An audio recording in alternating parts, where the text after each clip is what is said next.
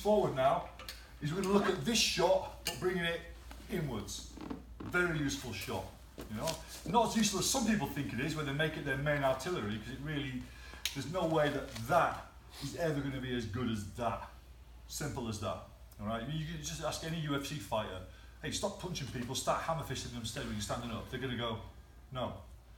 For the good reason that probably the best shot you could ever throw like that would be the equivalent of like a mediocre right cross. So why would you, really, okay? So let's look at that then. By the way, if I ever spell anything wrong here, it's not wrong, that's just the way we spell it now.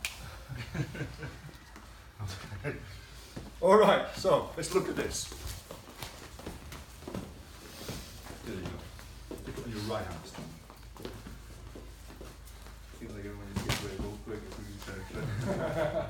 So look, a lot of guys in this kind of situation, in this kind of combative business, they're trying to reinvent the wheel constantly, all right? And I don't know why they do it. Maybe they want just different stuff for the sake of being different. Maybe they've seen stuff that they think is better. Maybe they work stuff that they like. I don't know, but I don't buy into that. I think about what does the most, what's the most useful? Is it results driven? All right, I want to work back from it being useful, from having a reason, rather than working forward from I like it, I want an excuse to use it. So you see this a lot. You see this sort of hammer fist to the head done quite a lot. All right, it's very popular. You'll see people grabbing the wrist of a guy on the focus band do this. I don't know, maybe it makes them feel good. Maybe it's some sort of stress relief for them. But you got to ask yourself, well, you can grab a guy's neck like that with one hand. Don't bother hitting him, just fucking shake him. Yeah, that'll be enough, won't it? Yeah? Because you're never going to grab a guy like that. People say, yeah, but you might be grabbing his shirt, but the fucking mechanics of doing all that, what's the point? And that's shot. Yeah? Like I said, you know, you want to wake somebody up who's asleep upstairs in our house. Yeah, you might bang on the guy's door like that, but there's no way that that is ever going to be as hard as that to hit somebody. Just physics, just biology, just mechanics, it just can't be. What we are going to get from this though is a lot of problems, because you've got to think, okay, people say, well, I can hit really hard like this. I say, okay, then, you know what, I'll give you that. I'll humour you, I'll give you that. How about then, I put my arm about there, where a man's shoulder might be, or where a man's arm might be, as you're trying to hit the guy. How good is your hammer? Oh, fuck. Yeah? Because they don't realise that that forearm becomes a problem now. And you know what? There it doesn't. What can you fucking say? So even if they argued that their power is great, well, their application is suck still. Because that, well, because it's the forearm, it's a problem. And that might just be, as I hit you in the head, you turn around a little bit. I end up hitting you now, here. I mean, maybe I can kind of twist it up, but it's like, okay, you can do mental gymnastics and try to make it work, or just use something that does work. But I just don't get that, you know. Also, mechanics are when they hit with this. You know when we talked about that kind of shot here, we don't want to slash the target. One thing you'll notice on that, hard you get away with it. But when you slash the target like that, you hit like this, and see what happens to my little finger as it slashes. And then you go over and inspect someone's hand, just from pads, and that little finger is glowing red, because it's taken the brunt of all that force.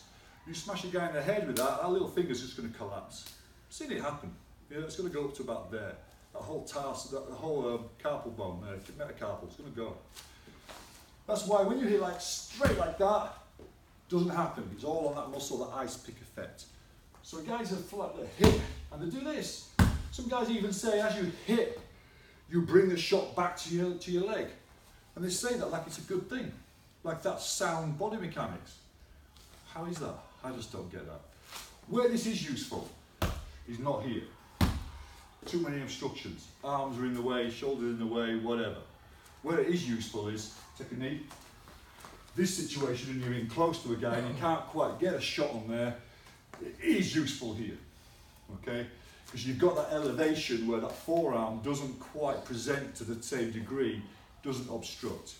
So it is useful if you've hit a guy, he's gone down but he's close, maybe grabbing at your leg because they just don't like getting hit, they want to stop, okay? Maybe it was a really lousy kind of tackle attempt, you've managed to stuff the guy at arm's reach for hitting, because let's be saying, you know, this is a real professional shoot, double leg, single leg, whatever. Yeah, this is void, okay? We're talking about a guy who's ended up on his knees and is scrambling for you, or he tried to come in low badly and he's there anyway. So for whatever reason he is there, okay? If it was a proper shoot, nah, because his head's going to be back here somewhere, so whatever, or in here. So let's try that. We're going to put the pad here. Now it's not going to be vertical, or sorry, vertical shot, horizontal pad. Problem with that is, take it again, if we're in that position and you are trying to grab hold of my leg or something like that, I don't know, you're in that kind of position, reaching something on the floor, I'm probably going to be stuffing your head like this, alright? I don't want to be hitting downwards because I'm likely to hit my own fucking hand. And also, back of the head there is not as vulnerable as people think it is. It is not the kill shot like people think it is. It's tougher than you think because your hands are weaker than you think. They're not ball-paying hammers, you know? What we're really aiming for is coming on the side, and all that good stuff in here.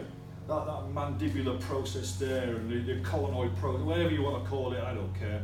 Side of the head is better than the back of the head for this particular shot.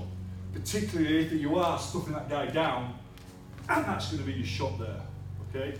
Yeah, you can knee, but maybe you're giving that guy your leg. You don't want that. I'm likely to have, in this position here, one leg real free and clear. So, okay, maybe he grabs one, but the other one is mine. And he's going to get all kinds of lid up from that. Happy so far? So the practice then.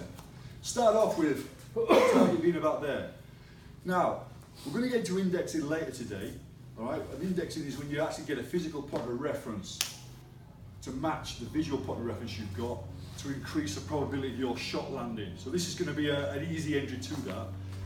This is going to be the pad position for you. About waist height, belly button height, belt buckle height, turned at a slight angle like that. This forearm here gives you something to actually practice stuffing your arm onto. And I want you to practice shot being pushed back on that foot. So you're not trying to push the target away. The guy running at you, the lightest guy in this room with enough momentum will knock me flat if I'm twice as big as you. So you can't guarantee you're going to push that guy back. You can guarantee you can push yourself back. You can go straight back, but that's not as good as going back at an angle maybe. All right, just for the fact that you never want to move to your 6 down if you can help it. All right, but for now, make contact there, drive yourself back, and practice this shot. Now this shot, brilliant shot. Lift the elbow up high. If anybody ever says to you now, oh, you're telegraphing that shot, first off, you see me face palm myself so hard, right? Because I'm sick of hearing it. And also, it's like, I think I'll be fine considering he's facing the fucking floor, okay? So, lift your elbows as high as you want. Turn the hand out. And what we're going to do is, like with everything else, the weapon moves last. I'm going to whip the hips first, then the shoulder and elbow, and then the last thing is the hand is going to drop in like a hammer. All right? So, position yourself, chamber that up, drop it. How does that feel? 2 hands on that target, please, since you're only American. I know, yeah, it depends, you guys.